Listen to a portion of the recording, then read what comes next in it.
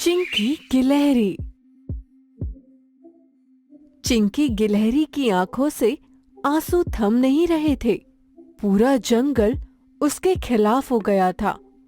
वो जो हमेशा सबकी मदद करना चाहती थी, आज खुद को अकेला, छोटा और बेकार समझ रही थी।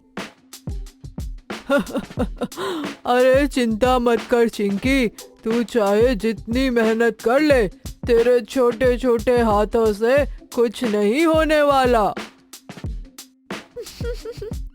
अरे इसे तो तेज हवा भी उड़ा ले जाए और ये जंगल बचाएगी। मैं हार नहीं मानूंगी। एक दिन मैं भी कुछ ऐसा कर दिखाऊंगी जो तुम सबको हैरान कर देगा। और ठीक उसी पल एक तेज बिजली कड़कती है। आसमान से एक अजीब सी रोशनी जंगल में गिरती है और शुरू होती है चिंकी की सबसे बड़ी परीक्षा। बहुत समय पहले की बात है। एक घना, सुंदर और खुशहाल जंगल था। पक्षियों की चहचहाहट, पेड़ों की हरियाली और बहते झरनों की मधुर धुन से पूरा जंगल गूंजता रहता था।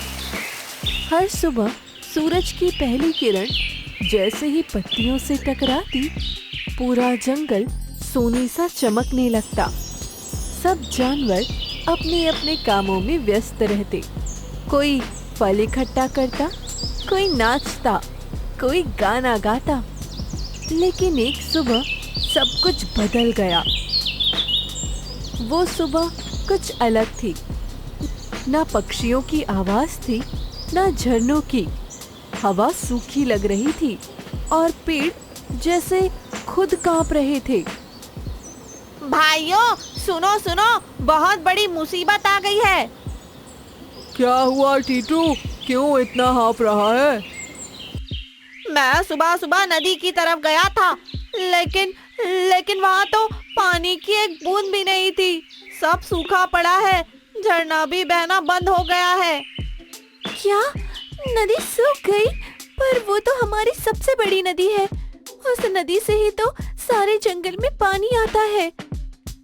शायद ये कोई माया है या कोई बुरी ताकत।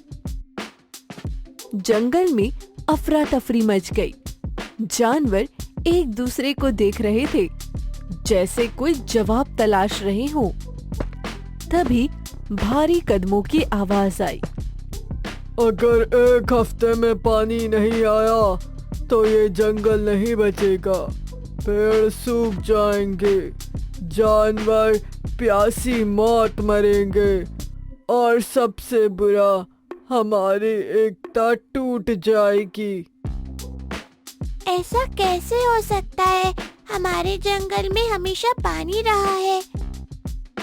चिंकी की आवाज किसी ने नहीं सुनी। सब अपनी चिंता में डूबे रहे। तभी जंगल का सबसे शक्तिशाली शासक राजा शेर बहादुर गुफा से निकलता है। मुझे सब कुछ पता चल गया है।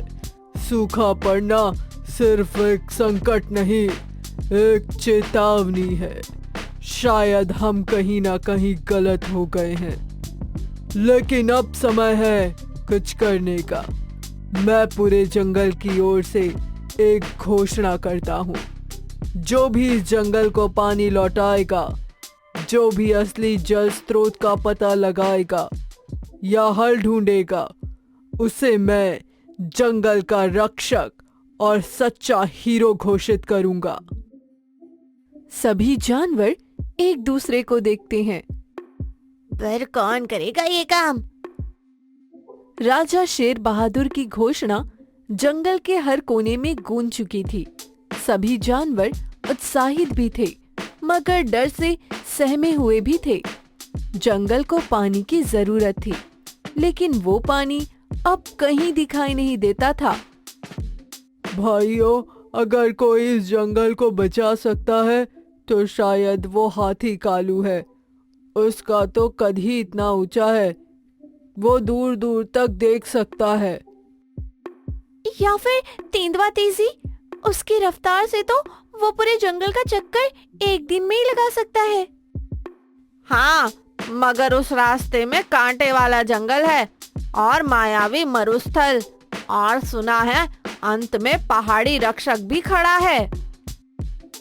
मैं जाऊंगी, मैं ढूंढूंगी वो जादुई जल स्रोत जिसके बारे में मेरी दादी कहानियां सुनाया करती थी। अरे ओ चिंकी, तुझ में इतना दम? तू तो एक पत्ता भी ज्यादा देर तक उठाकर नहीं चल सकती। इसको देखो, जंगल बचाने निकली है। अरे तुझे खुद बचाने कोई और निकलेगा? तू तो पहले पेड़ से नीचे उतरने में कांपती है, ये मायावी जंगल कैसे पार करेगी? कुछ छोटे जानवर जैसे खरगोश और बाकी गिलहरियां भी चिंकी की हंसी उड़ाने लगते हैं। मैं अकेली जरूर हूँ पर कमजोर नहीं। मैं हार मानने वालों में से नहीं। अगर जंगल को बचाने की जिम्मेदारी कोई नहीं उठाएगा तो क्यों ना वो मैं उठाऊं। उस छोटे से पल में जंगल की सबसे छोटी गिलहरी ने सबसे बड़ी बात कह दी थी। कोई नहीं जानता था कि उसका ये संकल्प सिर्फ एक यात्रा नहीं बल्कि एक कहानी बनने वाला है जो आने वाले कई सालों तक सुनाई जाएगी।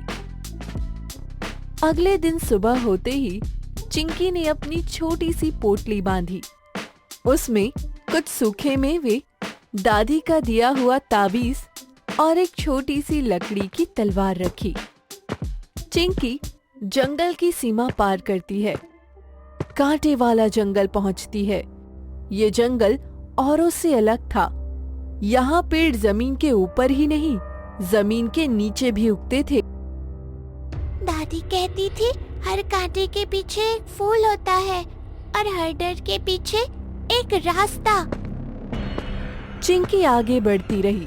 उसके पंजों में छोटे छोटे कांटे चुभते रहे, लेकिन उसने रुकना नहीं सीखा था। तभी अचानक एक बेल उसकी पूंछ से उलझ जाती है। नहीं, ये मेरी परीक्षा है, मैं हार नहीं मानूंगी। अपनी तलवार की मदद से वो धीरे से बेल को काटती है और फिर आगे बढ़ती है। पर तभी चारों ओर अचानक कोहरा छा जाता है। अचानक एक आवाज गूंजती है, गहरी आवाज। कौन है जिसने मेरे कांटों वाले राज्य में कदम रखा? अचानक धुएं से भरी जमीन फटती है और एक नीली डरावनी आकृति उठती है। ये है नागराज विकराल। उसके फन 7 दिशाओं में लहरा रहे हैं और आंखें आग सी जल रही हैं। हिम्मत है तुम्हारे अंदर जो बिना इजाजत मेरी सीमा में चली आई। मैं पानी की तलाश में हूँ। मेरा जंगल प्यासा मर रहा है और मुझे बताया गया है कि जादुई नदी का रास्ता कांटों से ही गुजरता है। तू एक गिलहरी है और तू मेरी परीक्षा पार करेगी। चलो कोशिश करके देखो। तभी अचानक 3 झीलें प्रकट होती हैं। एक लाल, एक काली और एक बिल्कुल शांत नीली। इन 3 तालों में से एक में है अगला रास्ता, पर 2 तालों में है मौत। सोच समझ कर कूदना, ये मजाक नहीं है। चिंकी की सांसें तेज हो गई, लेकिन उसने आंखें बंद की और याद किया दादी को। पानी की असली पहचान उसकी महक से होती है। चिंकी आंखें खोलती है और तीनों झीलों की ओर जाती है। धीरे धीरे उन्हें सूंघती है, उनकी लहरों को सुनती है। लाल ताल में अजीब गर्माहट है और कोई गुस्सा छिपा हो, जैसे कोई गुस्सा छिपा हो। काली ताल, ये तो मुझे अपनी ओर खींच रही है, ये जरूर भ्रम है। नीली ताल, ये शांत है और इससे ना तो कोई सुगंध आ रही है और ना ही दुर्गंध। वो हिम्मत करके अपनी आंखें बंद करती है और तीसरी नीली झील में कूद जाती है। 1 सेकंड के लिए सब शांत हो जाता है। फिर झील के अंदर एक दरवाजा खुलता है और वो दरवाजा था सत्य, तपस्या और मेहनत का रास्ता। चिंकी ने सही रास्ता चुन लिया था। तू सच में खास है, आगे बढ़ चिंकी। शुक्रिया नागराज, मैं वादा करती हूँ इस पानी को जरूर अपने जंगल तक पहुँचाऊंगी। और इस तरह चिंकी ने अपने पहले पड़ाव को पार किया। दर्द, डर और हंसी उड़ाने वालों के बीच से निकलकर विश्वास की पहली जीत हासिल की। नागराज के पास से निकलकर चिंकी पहुंचती है मायावी मरुस्थल में, जहां मृग तृष्णा और भ्रम का खेल चलता है। हाँ, मैं कितनी दूर और चलूंगी? हर जगह पानी है भी और नहीं भी। आखिर ये माया का खेल कब तक चलेगा?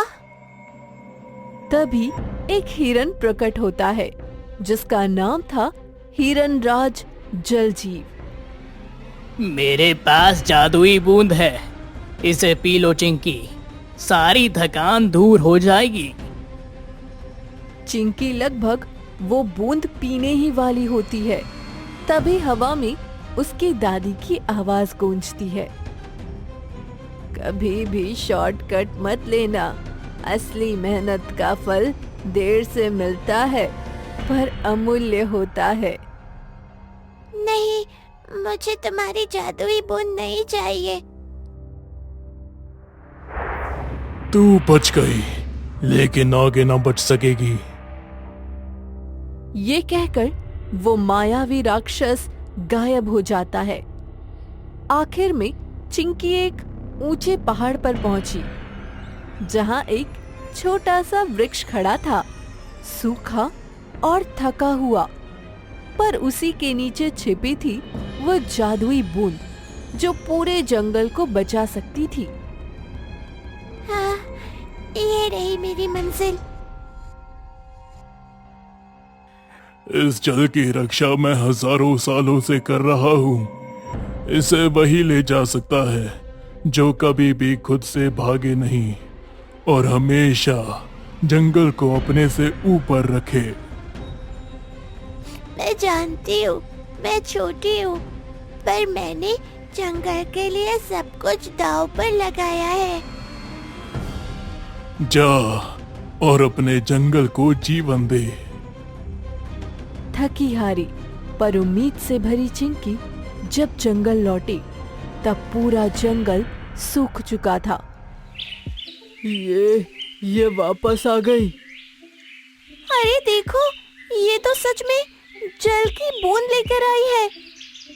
जिंदगी लौट आई, चिंकी जीत गई। आज से चिंकी सिर्फ एक गिलहरी नहीं, ये हमारे जंगल की रक्षक है, हमारी नायिका। मैंने सिर्फ मेहनत की और खुद पर विश्वास रखा। और उस दिन से जंगल में एक कहावत बन गई, छोटे कद वालों के हौसले बड़े होते हैं। इसलिए कहते हैं, कभी भी किसी को उसके आकार से मत आंको। मेहनत, नीयत और दिल की सच्चाई से बड़ा कोई जादू नहीं।